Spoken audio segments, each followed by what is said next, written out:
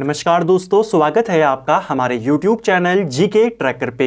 देखिए फ्रेंड्स, आज के वीडियो में हम बात करेंगे जो हमारी एक सीरीज है Uttarakhand GK MCQ practice set series, जिसमें हम आपके उत्तराखंड के 20 इंपॉर्टेंट एमसीक्यूज को पूरी डिटेल के साथ, पूरे एक्स्ट्रा फैक्ट के साथ यहाँ पे कवर करते हैं।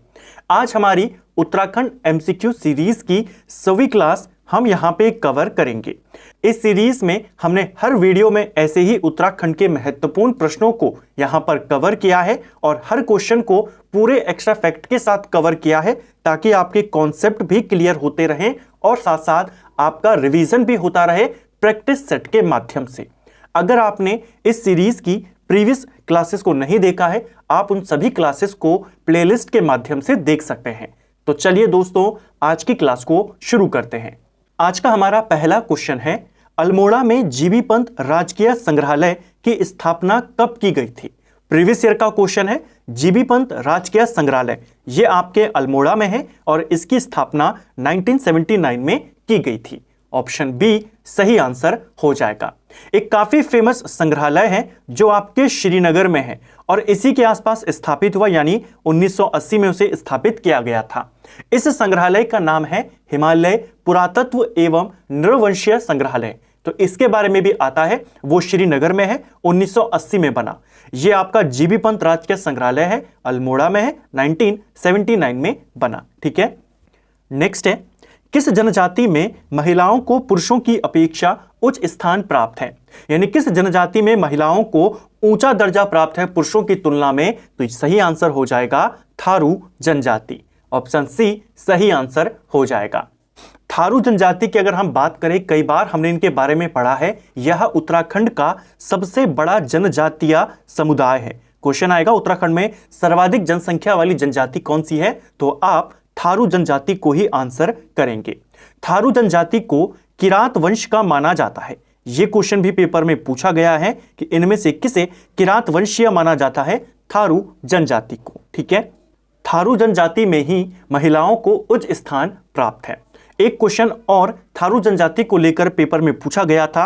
आपसे प्रश्न बना था कि स्थानीय बोली में थारू परिवार को क्या बोला जाता है? तो थारू परिवार को संघ या संघ बोला जाता है। ठीक है, दोनों एक ही है। यह किसको बोला जाता है, किसके परिवार को बोला जाता है? थारू परिवार को कहा जाता है। ठीक है, नेक्स्ट है, विलियम ट्रेल ने कुमाऊं को कितने परगनों में विभक्त किया था? विलियम ट्रेल कुमाऊं का दूसरा कमिश्नर था और इसने पूरे कुमाऊं को 26 परगनों में विभाजित किया था। ऑप्शन ए सही आंसर होगा। कुमाऊं यानी कुमाऊं कमिश्नरी को इसने 36 परगनों में बांटा था। क्वेश्चन आता है, ध्यान रखेंगे। ठीक है, नेक्स्ट है, किस पंवार शासक की मृत्यु देवप्रयाग के रघुनाथ मंदिर में हुई थी? तो रघुनाथ मंदिर काफी फेमस मंदिर है और यह रघुनाथ मंदिर आपके देवप्रयाग में स्थित है और इस मंदिर में कहा जाता है जो प्रद्युमन शाह के सौतेले भाई थे जयकृत शाह, इन्होंने आत्महत्या करी थी। ऑप्शन बी सही आंसर हो जाएगा। देखिए, एक राजा थे पंवार वंश के जिनका नाम था ललित शाह। ललित शाह के 4 पुत्र थे, उसमें 2 प्रमुख थे, जयकृत शाह और प्रद्युमन शाह। जयकृत शाह ललित शाह के बाद गढ़वाल के राजा बने और प्रद्युमन शाह को ललित शाह ने कुमाऊं का शासक बनाया था।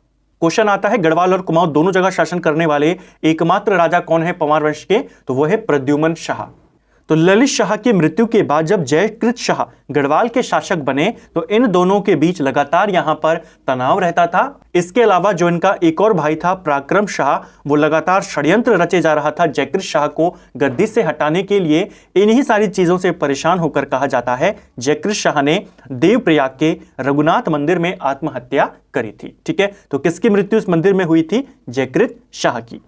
नेक्स्ट है, तराई इंप्रूवमेंट फंड की स्थापना कब की गई थी? तराई इंप्रूवमेंट फंड ये आपके 1883 में बनाया गया था। ऑप्शन सी सही आंसर हो जाएगा। तराई को लेकर आपने 2 वर्ष और याद करने हैं, एक 1861 और एक 1906।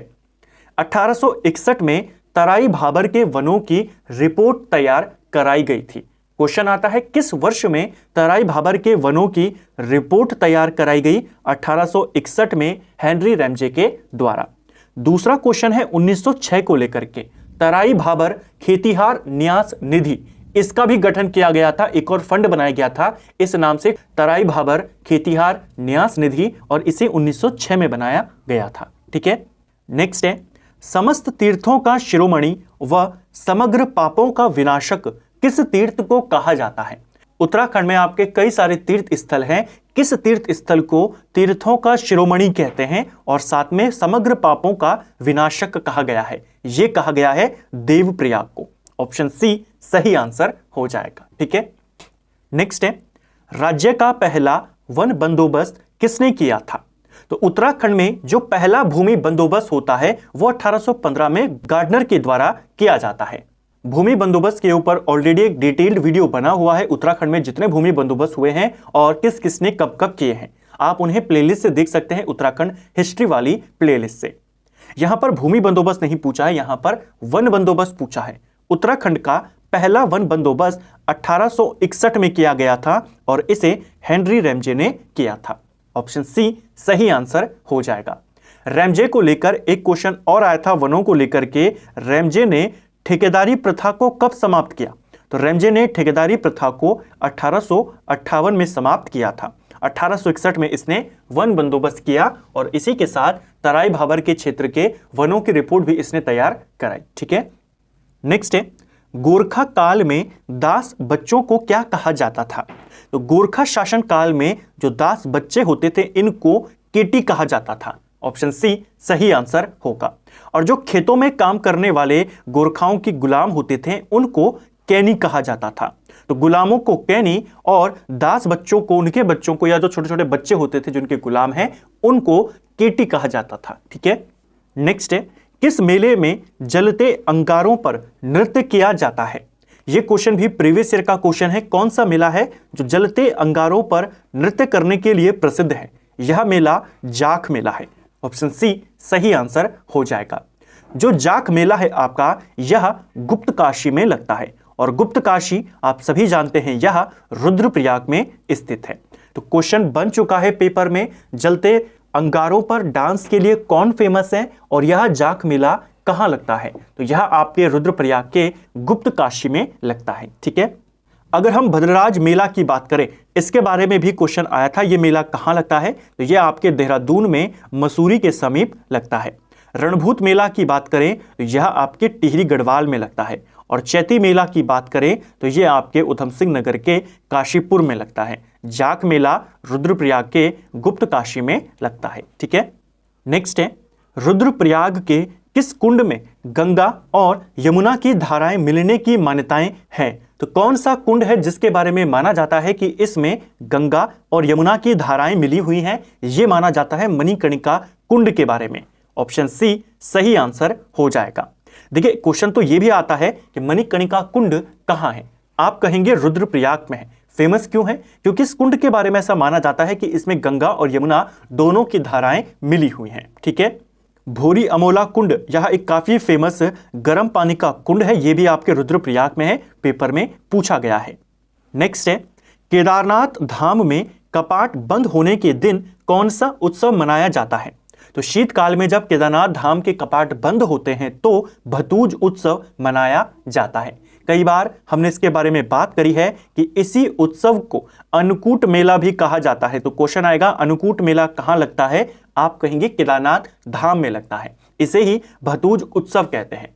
और जब बद्रीनाथ धाम के कपाट बंद होते हैं तो बद्रीनाथ धाम में कढ़ाई उत्सव मनाया जाता है। ठीक है, भिरौली उत्सव की बात करें तो यह संतान कल्याण के लिए मनाया जाता है। और कलाई उत्सव की बात करें तो कलाई उत्सव कुमाऊं में फसल काटने के उपलक्ष्य में मनाया जाता है। तो कढ़ाई बद्रीनाथ धाम में, कलाई कुमाऊं में फसल कटने पर, भतूज केदारनाथ धाम में और भिरौली संतान कल्याण के लिए। अलकनंदा और पिंडर नदी का संगम कहां पर होता है? तो अलकनंदा और पिंडर, यह नदियां आपके कर्णप्रयाग में मिलती हैं। ऑप्शन सी सही आंसर होगा। अब कर्णप्रयाग में अलकनंदा आकर मिल रही है पिंडर नदी से, इसीलिए पिंडर नदी को कर्ण गंगा के नाम से भी जाना जाता है। ठीक है, पिंडर नदी किसकी सहायक नदी है? अलकनंदा की सहायक नदी है। पिंडर नदी की एक फेमस सहायक नदी है जिसके बारे में पूछा जाता है, आटागाड़। आटागाड़ किसकी सहायक नदी है? पिंडर की सहायक नदी है। ठीक है, नेक्स्ट है, जलेश्वर महादेव मंदिर कहां स्थित है? तो काफी फेमस मंदिर है जलेश्वर महादेव मंदिर और यह आपके कर्णप्रयाग में स्थित है। ठीक है, और कर्णप्रयाग जैसा हमने देखा अलकनंदा और पिंडर के संगम पर स्थित है। नेक्स्ट है, गौविशाण नगर का सर्वप्रथम सर्वेक्षण किस पुरातत्वविद ने किया था? गौविशाण यानी कई बार क्वेश्चन आया है, आपने देखा होगा गौविशाण किसका पुराना नाम है? तो गौविशाण नाम है काशीपुर का। इसका वर्तमान नाम क्या है? काशीपुर। तो काशीपुर का सबसे पहले सर्वेक्षण किसने किया था? यह किया था कनिंघम के द्वारा। ऑप्शन ए सही आंसर हो जाएगा। जो गौविशाण है, गौविशाण नगर, इसका उल्लेख ह्वेनसांग ने भी किया है। ह्वेनसांग ने 636 ईस्वी में गौविशाण की यात्रा करी थी और सबसे पहले ह्वेनसांग ने ही गौविशाण राज्य की स्थिति और इसके विस्तार के बारे में बताया, यानी इसकी लोकेशन कहां है और ये कहां से कहां तक फैला हुआ है।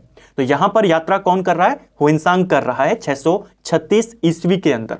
गौविशाण की विस्तृत जानकारी का जो एकमात्र स्रोत है वो ह्वेनसांग का यात्रा विवरण है। उसके यात्रा विवरण का नाम सियुकी है और इसका सबसे पहले सर्वेक्षण कौन करता है? कनिंघम करता है। ठीक है, 1869 के आसपास इसने यहां का सर्वेक्षण किया था। काशीपुर नाम की अगर हम बात करें तो काशीपुर की स्थापना 1639 में हुई थी और यह क्वेश्चन भी कि काशीपुर को किस वर्ष स्थापित किया गया पेपर में आ चुका है।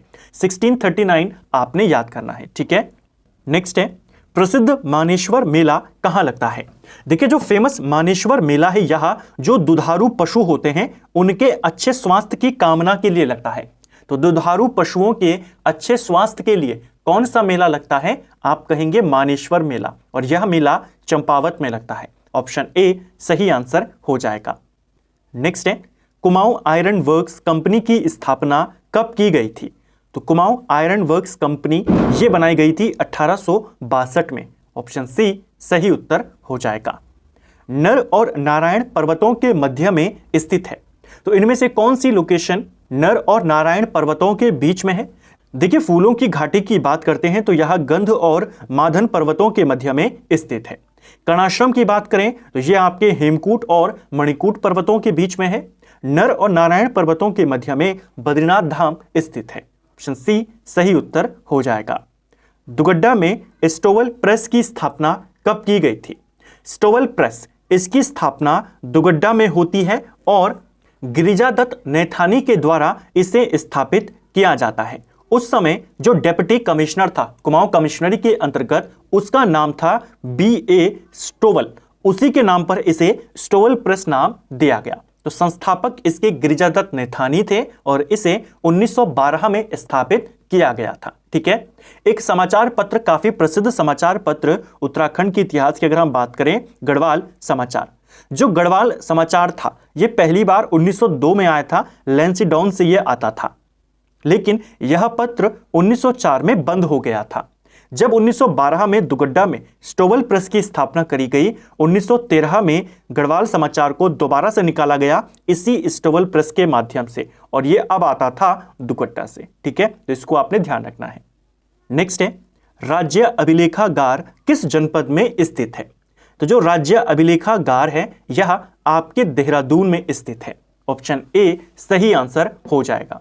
पहले यहां पर एक क्षेत्रीय अभिलेखागार स्थापित किया गया था। इसकी स्थापना होती है 1980 के अंदर और 2003 में ये जो क्षेत्रीय अभिलेखागार था इसको प्रमोट किया गया, एडवांस्ड किया गया और इसे राज्य अभिलेखागार बना दिया गया। हरिद्वार में जयराम आश्रम की स्थापना किस वर्ष में हुई थी?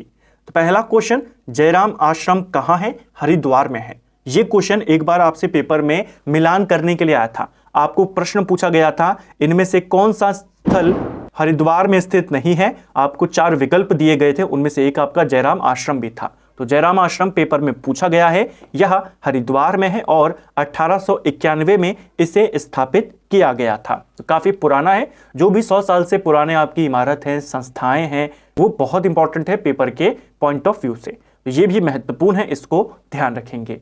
तो फ्रेंड्स, ये था हमारा आज का वीडियो जिसमें हमने उत्तराखंड के 20 इंपॉर्टेंट एमसीक्यूज को यहां पर कवर किया और ना सिर्फ कवर किया, उनको डिटेल के साथ देखा, उनके साथ जो कॉन्सेप्ट थे उनको कवर करने का प्रयास किया ताकि आपका प्रैक्टिस सेट के साथ साथ रिवीजन भी होता रहे, उसी क्वेश्चन से जुड़े हुए जो आपके फैक्ट हैं वो साथ साथ में कवर होते रहें। उम्मीद करता हूं आपको आज का वीडियो पसंद आया होगा। अगर आपको ये वीडियो पसंद आया है तो वीडियो को लाइक करें, चैनल पे नए हैं तो सब्सक्राइब करें, अपने दोस्तों के साथ शेयर करें। वीडियो आपको कैसा लगा कमेंट बॉक्स में हमें जरूर बताएं। Thank you friends.